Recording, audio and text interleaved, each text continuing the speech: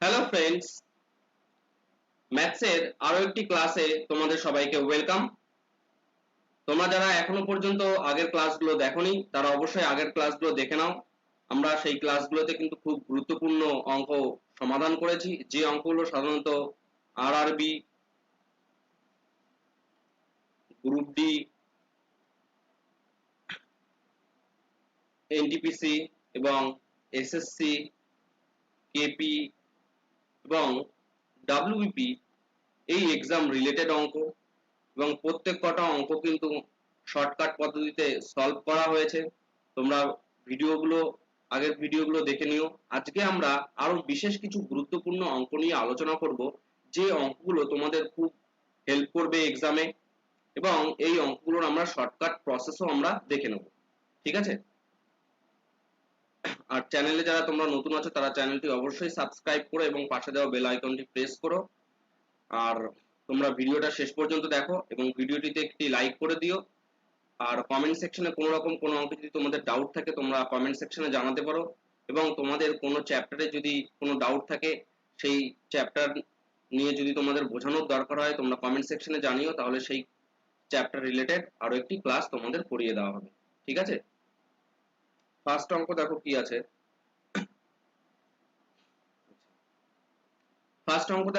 দেওয়া আছে যে if three tap are open together, a tank is filled in 12 hour, one of the tap can be filled in 10 hours and another 15 hours, whereas the third pipe is drain pipe that empties the tank.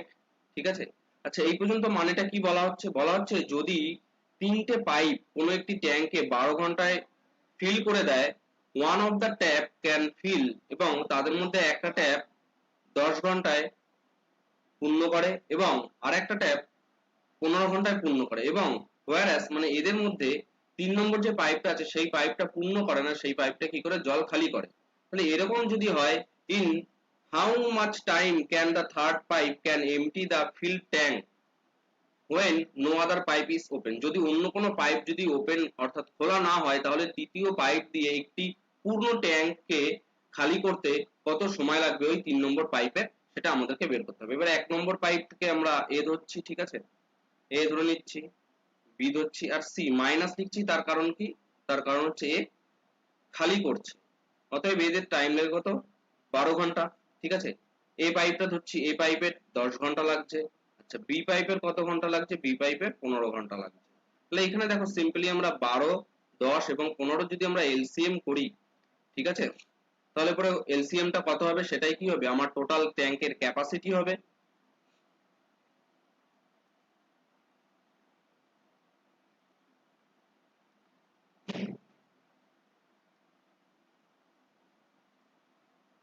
তাহলে কত হচ্ছে? এখানে LCM টা 60 হচ্ছে, 5 বারং 60, 6 হচ্ছে, 4 হচ্ছে। এবার এখানে আমরা দেখতে পাচ্ছি যে এ বি এর যে এফিসিয়েন্সিটা কত হচ্ছে? 6 আর 4 মিলে কত হয়ে যাচ্ছে? 10 হচ্ছে টোটাল এফিসিয়েন্সিটা এ আর বি এর। কিন্তু এইখানে যদি এফিসিয়েন্সিটা আমরা ক্যালকুলেট করি তাহলে এখানে দেখতে পাচ্ছি কি এ প্লাস বি মাইনাস সি এর এফিসিয়েন্সি কত? 5 আসছে। ঠিক আছে? এই টোটালটার কত আসছে? 5 আসছে। ঠিক আছে? এই টোটালটার 5 আসছে। আর এ বি এর এখানে আমাদের কত আসছে? এ বি এর কত আসছে? 10 আসছে। তাহলে 10 থেকে 5 যদি আমরা বাদ দিয়ে দিই তাহলে সি এর আমরা এফিসিয়েন্সি পেয়ে যাবো, অর্থাৎ যে নল খালি করছে তার এফিসিয়েন্সি কত হচ্ছে? তার এফিসিয়েন্সি হচ্ছে কত?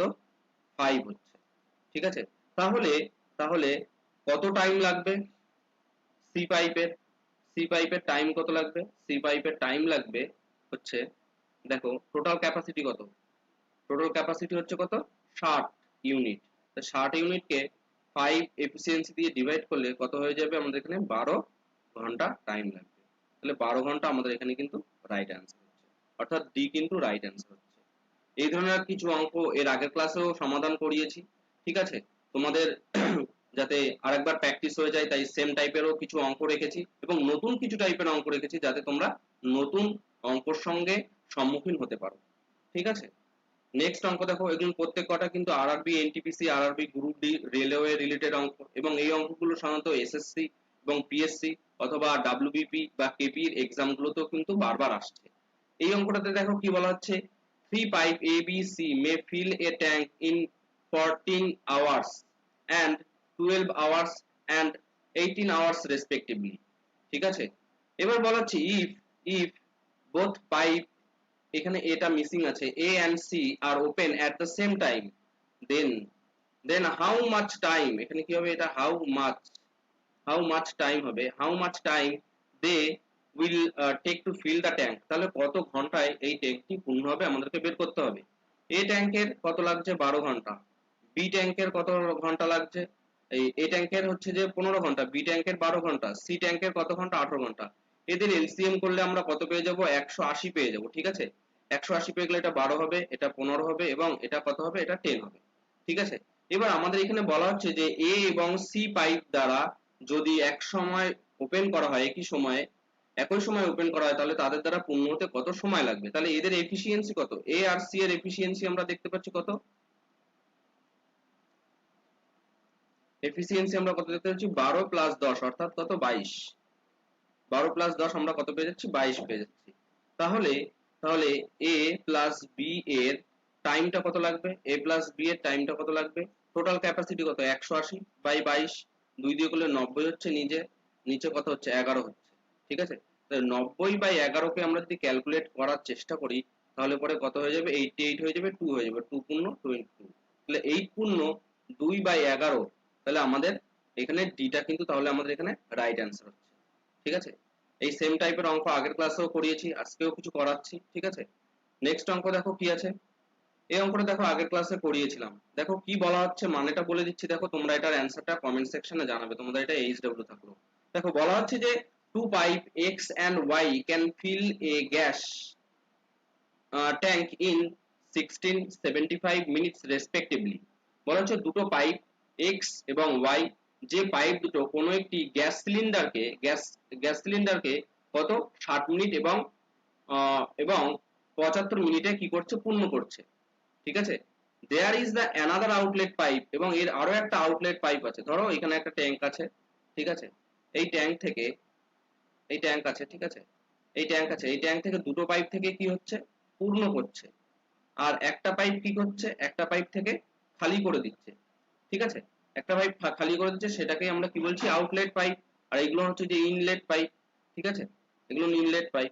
এবার বলা হচ্ছে যে if all the three pipe are use together, এবং এই তিনটে পাইপ যদি একসঙ্গে ইউজ করা হয়, দেন ট্যাঙ্ক গেট ফুল কত, 15 মিনিটস, তাহলে টোটাল কত, 15 মিনিটস টাইম লাগবে।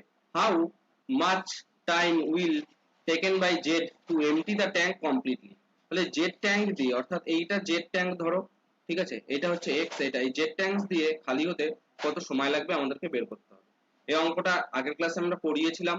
ঠিক আছে, এর সমাধান শর্টকাট প্রসেস দেখেছি, তোমরা চাইলে আগের ক্লাসটা দেখে নিতে পারো। ঠিক আছে, আর তোমরা কমেন্ট সেকশনে নিজেরা পারলে কমেন্ট সেকশনে এই অঙ্কটার অ্যান্সারটা জানিয়ে দিও। নেক্সট দেখো অঙ্কটাতে কি বলা হচ্ছে, the simple interest on a sum of the amount 2 year at the 10% per annum is the 500, then the compound interest on the same sum of the same rate for the same time। ঠিক আছে, তাহলে অঙ্কটাতে বলা হচ্ছে যে সরল সুদে কিছু পরিমাণ টাকার 2 বছর এবং 10% সুদে সুদ হচ্ছে কত, সরল সুদের হারে 10% সুদের হারে সুদ হচ্ছে কত টাকা, 500 টাকা সুদ হচ্ছে।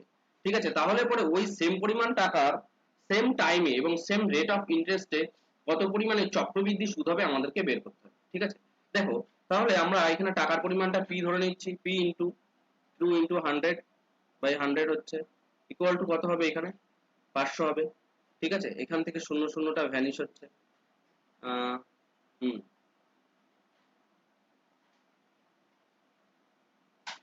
এখান থেকে জিরো, এখান থেকে একটা জিরো ভ্যানিশ হয়ে যাচ্ছে, এখান থেকে এটা যদি কাটি তাহলে কত হচ্ছে, 25 হচ্ছে, তাহলে p সমান সমান কত হয়ে যাচ্ছে, 2500 হয়ে যাচ্ছে। ঠিক আছে, আচ্ছা p সমান সমান যদি 2500 হয়ে যায়, তাহলে পরে আমরা আলাদা আলাদা ভাবে এদের কম্পাউন্ড ইন্টারেস্ট বের করতে পারবো 2 বছরের ক্ষেত্রে। ঠিক আছে, আমরা এই শর্টকাট প্রসেসটা অ্যাপ্লাই করব।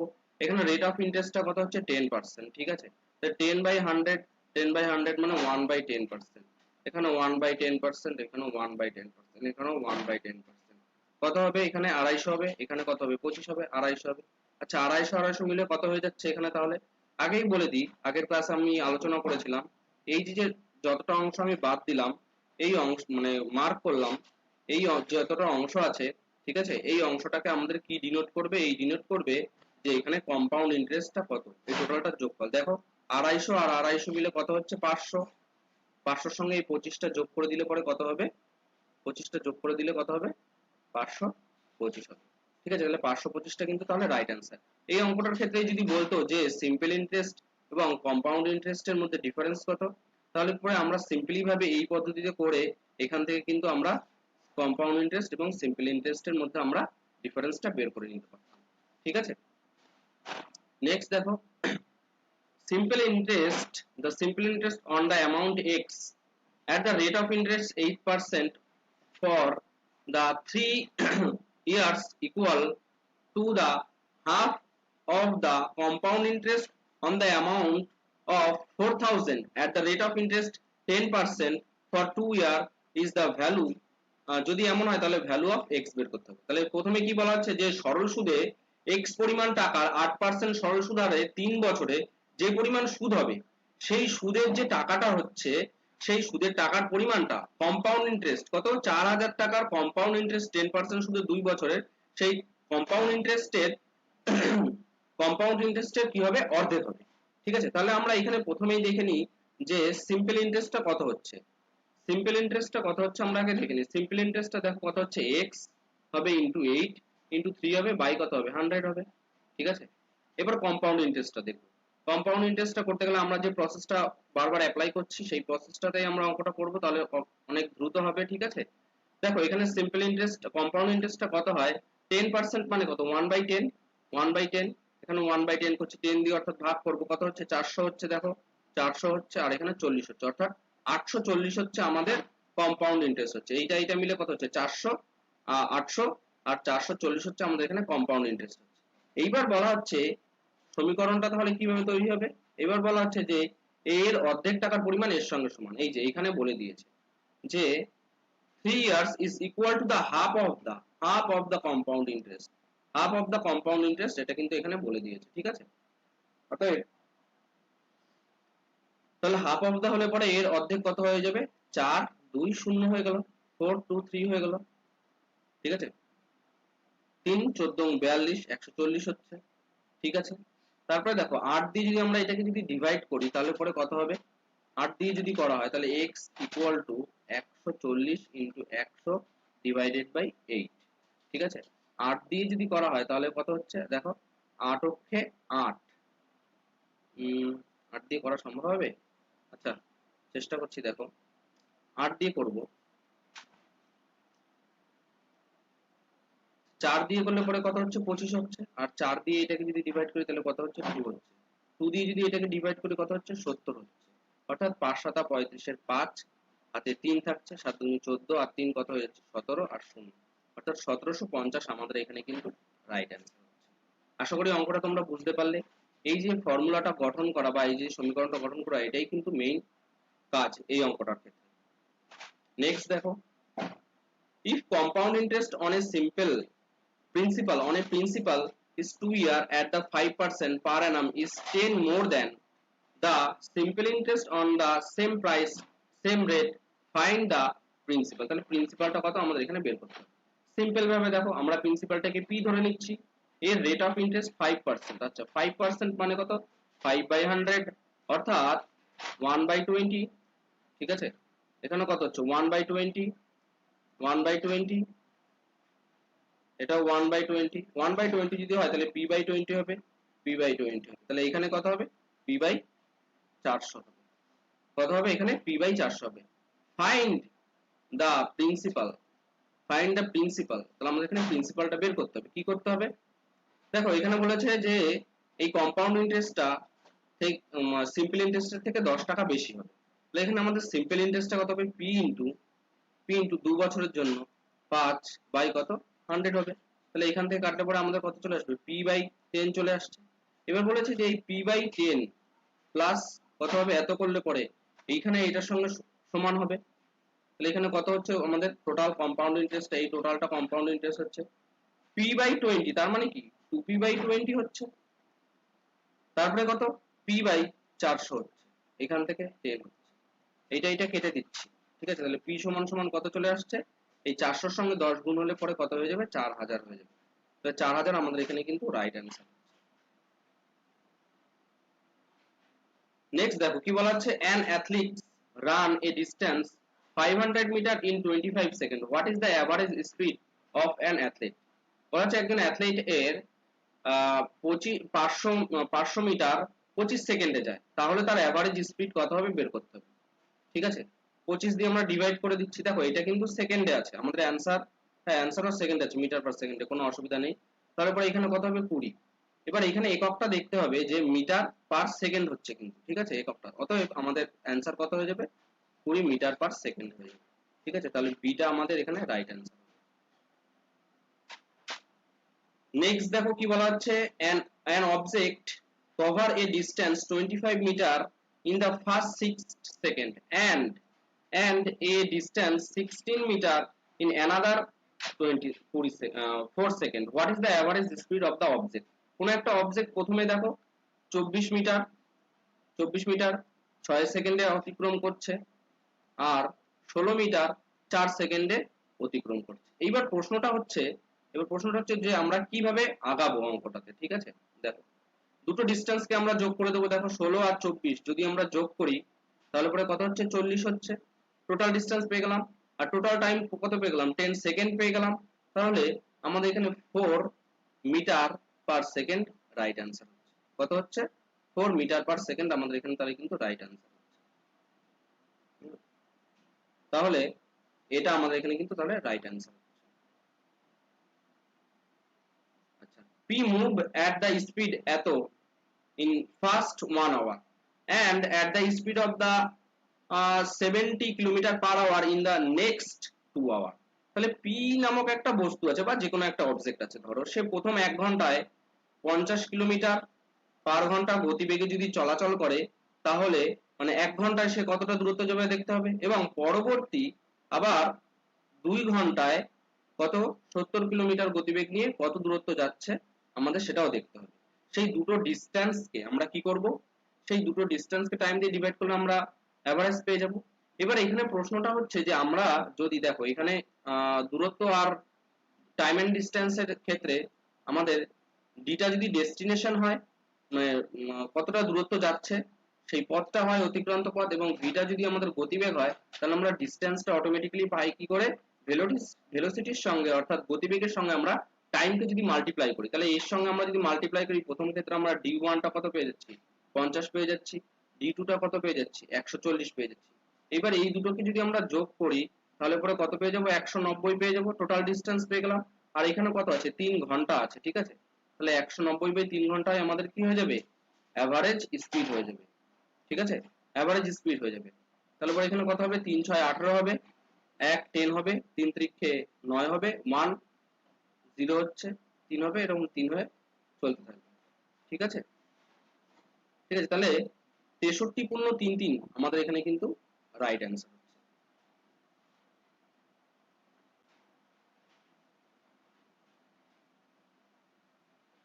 আচ্ছা, একটুখানি ডিস্টার্ব হলো, সরি তার জন্য। কি বলা হচ্ছিল এখানে, এখানে বলা হচ্ছে যে the ratio of the two speed of the two person while traveling a certain distance কত 18:12। বলা হচ্ছে যে দুইজন ব্যক্তি গতিবেগের অনুপাত, কিছু একটা নির্দিষ্ট দূরত্ব যাওয়ার গতিপথের অনুপাত কত, 18:12। find the ratio of the time taken by them travel the distance। তাহলে তাদের যে সময় লেগেছে সেই সময়ের রেশিওটা কত বের করতে হবে।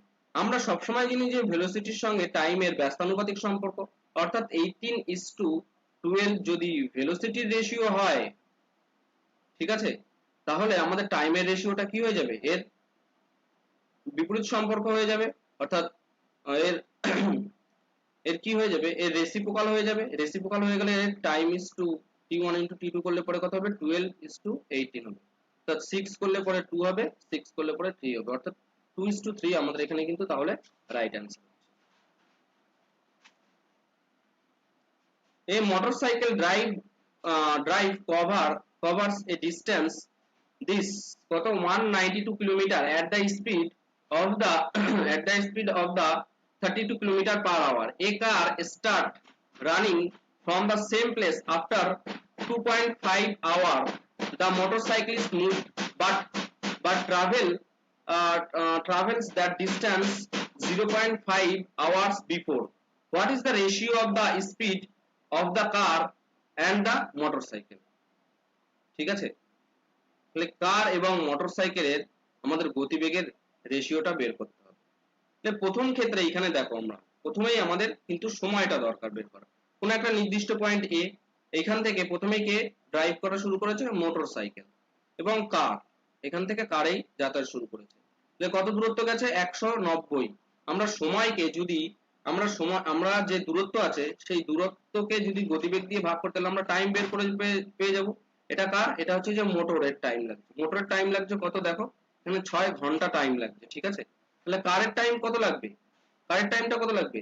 6 ঘন্টা তো মোটরের লাগছিল, এবং আরো 2.5 ঘন্টা পরে পৌঁছায়, 2.5 ঘন্টা পরে ছাড়ে, এবং আরো 0.5 ঘন্টা আগে লাগে। তাহলে এতটা পরিমাণ কম কারেন্ট লাগে, তাহলে এখানে কত লাগছে? কত? 3 হচ্ছে, তাহলে 3 ঘন্টা সময় কম লাগছে। এইবার দেখো এদের ডিসটেন্সের রেশিও, আমাদের যেহেতু টাইমের রেশিও পেয়ে গেছি, ঠিক আছে, এটা কার, আমরা যেহেতু টাইমের রেশিও পেয়ে গেছি, তাহলে এখানে কার এবং মোটরসাইকেলের স্পিডের রেশিওটা কত বের করতে। প্রথমে দেখো টাইমের রেশিওটা কত হচ্ছে, কার আর মোটরসাইকেলের রেশিও 3:6 হচ্ছে, তাহলে কত হচ্ছে এখানে আলটিমেটলি 1:2 হচ্ছে। তাহলে স্পিডের রেশিও কত হয়ে যাবে এখানে? কারের স্পিড এবং মোটরের স্পিড কত হয়ে যাবে? 2:1 হয়ে যাবে, চেঞ্জ হয়ে যাবে। 2:1, এটা আমাদের এখানে কিন্তু তাহলে রাইট অ্যান্সার। অঙ্কটা কিন্তু খুব গুরুত্বপূর্ণ অঙ্ক ছিল, বারবার কিন্তু এক্সামে আসছে, ঠিক আছে। আচ্ছা, বলা হচ্ছে কার 1 travel the certain distance in a certain time, car 2 travel half of the distance in the double of the time। বলা হচ্ছে কার A1 কার 1 এবং কার 2, ঠিক আছে, কোন একটা নির্দিষ্ট দূরত্ব যাচ্ছে নির্দিষ্ট সময়, তাহলে এটাই আমরা ভেলোসিটি পেয়ে গেলাম। এবার দ্বিতীয় ক্ষেত্রে কার 2 অর্ধেক দূরত্ব যাচ্ছে ডাবল টাইম নিয়ে, তো সেই ক্ষেত্রে আমরা একটা কি পেয়ে গেলাম? সেই ক্ষেত্রে আমরা একটা ভেলোসিটি পেয়ে গেলাম, ঠিক আছে। এবার find the ratio of their speed, তাহলে রেশিও কত? V V by V dash হবে কত? ডি বাই টি, আর ডি টু বাই এখানে কত হয়ে যাচ্ছে? এখানে এটা আলটিমেটলি হয়ে যাচ্ছে ডি বাই 40 হয়ে যাচ্ছে। তাহলে ডি বাই কত হয়ে যাবে? এখানে 40 হবে। ডি বাই 40 হলে 40 বাই টি হবে, অর্থাৎ 4/1 হবে। তাহলে V is to V dash কত হবে? 4:1 হবে, ঠিক আছে। V is to V dash কত হয়ে যাচ্ছে? তাহলে 4:1 হচ্ছে, অর্থাৎ ডিটা আমাদের এখানে কিন্তু রাইট অ্যান্সার। নেক্সট দেখো, একই আগের একটা অঙ্ক, এই অঙ্কটা আগে করলাম, ঠিক আছে, সেম অঙ্ক আছে। নেক্সট দেখো, টু স্টেশন মুম্বাই এবং Pune which have the distance 300 kilometer two buses run opposite direction from the Mumbai and the Pune respectively and cross the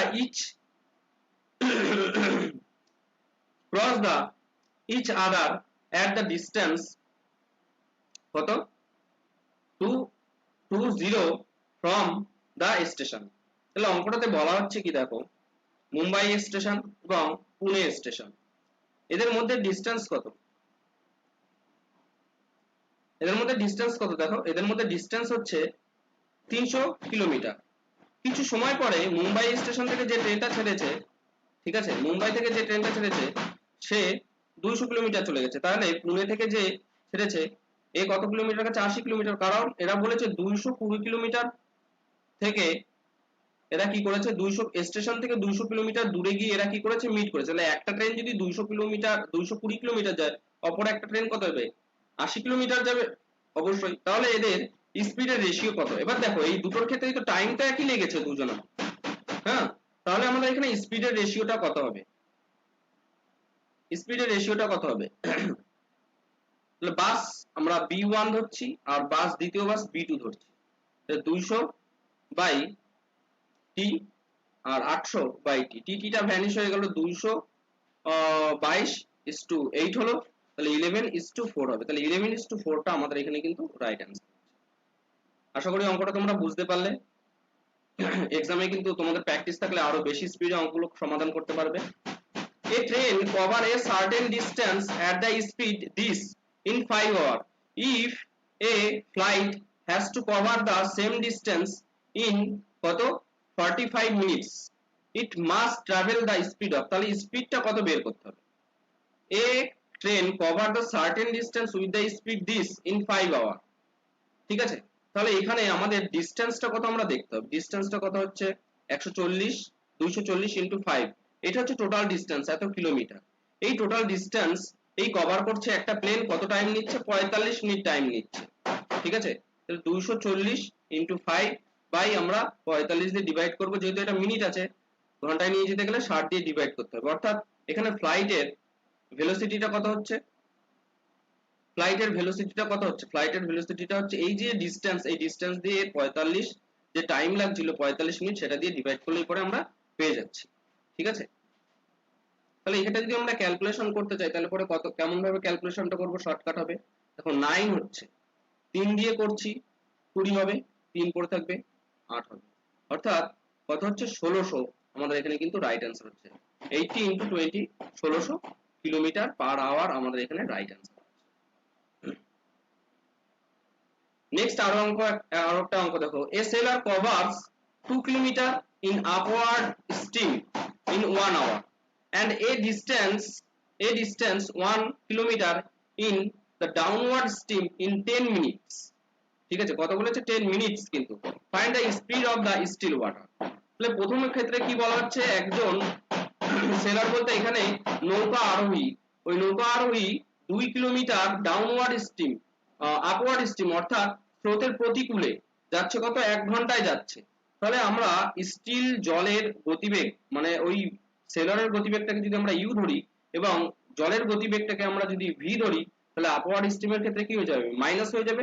তো 2/1 ঘন্টা আমরা হিসেব করে নিই। এবার পরবর্তীতে যদি ডাউনওয়ার্ড স্ট্রিমে বলেছে কত সময় লাগছে, ডাউনওয়ার্ড স্ট্রিম মানে কি স্রোতের প্রতিকূলে যাচ্ছে 10 মিনিটে, কত কিলোমিটার 1 কিলোমিটার, 1 কিলোমিটার যাচ্ছে 1 কিলোমিটার, তাহলে কত হবে 1/10 হবে। এবার 1/10 হলে এটা কিন্তু মিটারে আছে, মিনিটে আছে, তাই মিনিটকে 60 দিয়ে ডিভাইড করতে হবে, অর্থাৎ 60/10 হয়ে গেল। তাহলে এখানে কত হয়ে গেল 6 হয়ে গেল, এটা হচ্ছে 2 হচ্ছে।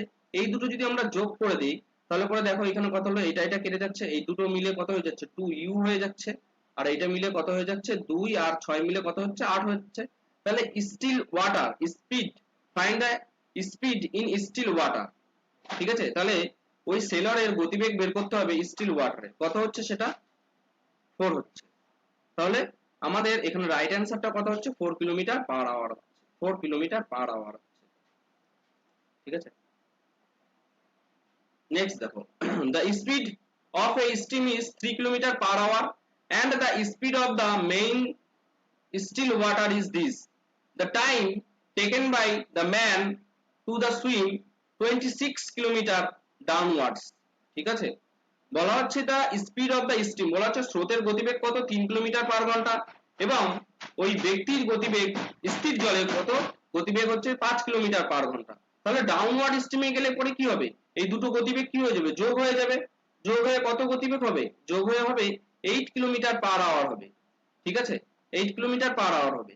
তাহলে দেখো, তাহলে স্রোতের প্রতিকূলে, ডাউনওয়ার্ড মানে স্রোতের প্রতিকূলে যেতে 26 কিলোমিটার যেতে কত সময় লাগবে, আমরা ডিসটেন্স কে তার গতিবেগ দিয়ে ভাগ করলে আমরা টাইমটা পেয়ে যাব, সেটা কত হচ্ছে 8 কিলোমিটার পার আওয়ার হচ্ছে, ঘন্টায় অ্যান্সার হবে। তাহলে 26/8, 26/8 মানে কত 26/8, ঠিক আছে।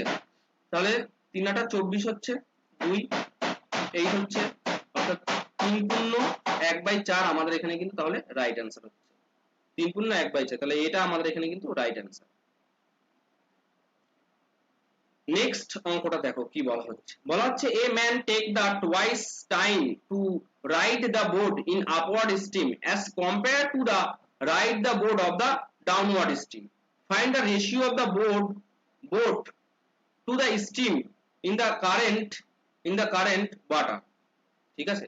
তাহলে দেখো প্রথমে কি বলা হচ্ছে, প্রথমে বলা হচ্ছে যে টুয়াইস টাইম লাগছে আপওয়ার্ড স্ট্রিমের ক্ষেত্রে, কিসের ক্ষেত্রে, আপওয়ার্ড স্ট্রিম মানে কত 2 - v করব আমরা, নির্দিষ্ট ডিসটেন্স যাচ্ছে 2t টাইম নিচ্ছে, আর স্রোতের প্রতিকূলে যেতে যা টাইম আছে তাই লাগছে, ঠিক আছে। তো এই দুটোকে যদি আমরা ডিভাইড করে দেই, ডিভাইড করে দাও, ডিভাইড করে দিলে পরে কত হবে v/2 V minus U minus V আর ইউ প্লাস ভি, তাহলে এটাকে ডিভাইড করলে ডি বাই টু টি, এখানে ডি বাই টি, তাহলে কত হবে 1/2 হবে।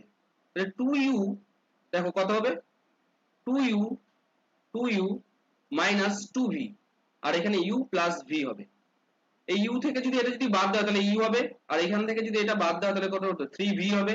তাহলে u বাই v সমান সমান কি বলা হচ্ছিল, বোট আর স্টিমের সঙ্গে রেশিও, তাহলে এটা বোট এর রেশিও আর এটা স্টিমের রেশিও, কত হবে 3/1 হবে, অর্থাৎ u is to v সমান সমান কত হয়ে যাবে আমাদের 3:1 হবে।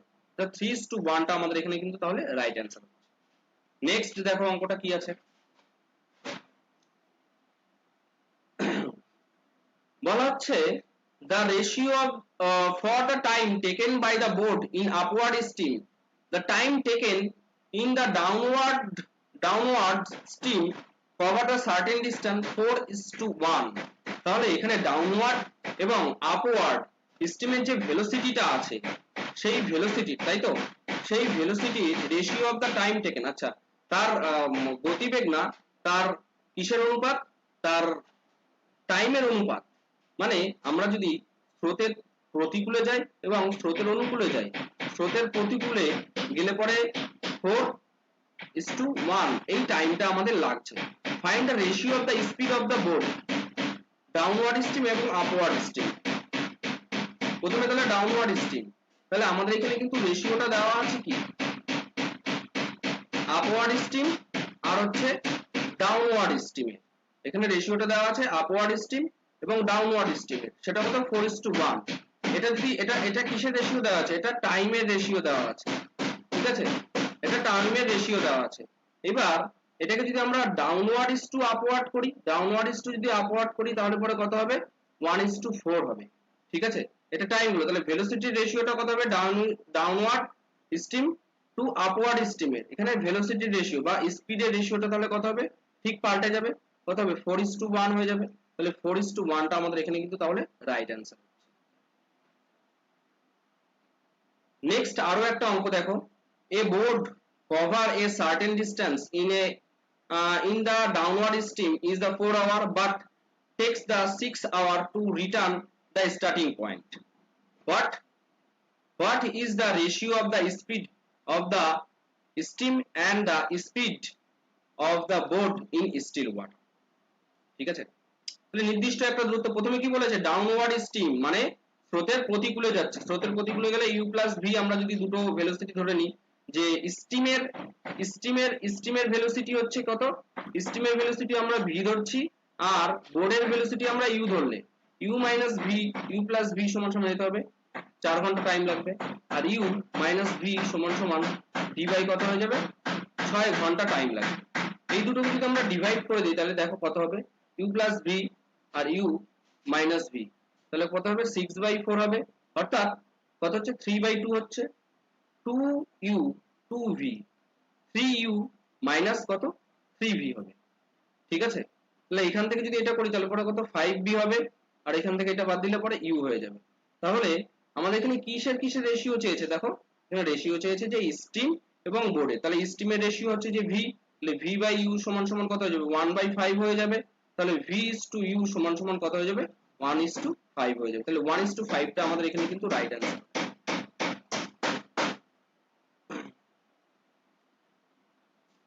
ঠিক আছে, আজকে ক্লাসটা তাহলে এই পর্যন্ত থাকছে, ঠিক আছে। নেক্সট ক্লাসে আমরা আরো বিশেষ কিছু গুরুত্বপূর্ণ অঙ্ক নিয়ে আমরা আলোচনা করব, ঠিক আছে। আর এই অঙ্কগুলো কিন্তু তোমাদের এক্সাম রিলেটেড অঙ্ক, সবকটা পিওয়াইকিউ অঙ্ক, আর এক্সামের সময় কিন্তু সেম হুবহু এই টাইপের এই অঙ্ক আসবে, ঠিক আছে। ভিডিওটা শেষ পর্যন্ত দেখার জন্য তোমাদের সবাইকে অসংখ্য ধন্যবাদ। তোমরা চ্যানেলের সঙ্গে জুড়ে থাকো, প্রতিনিয়ত প্রত্যেক কটা ক্লাস দেখো, তোমরা অবশ্যই উপকৃত হবে।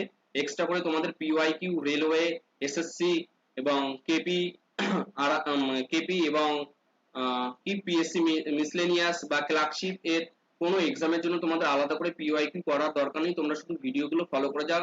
আর পিডিএফ যদি লাগে তোমরা কমেন্ট সেকশনে জানিও, তোমাদের ডেসক্রিপশন বক্সে দিয়ে দেওয়া হবে, ঠিক আছে। তো দেখা হচ্ছে নেক্সট ক্লাসে।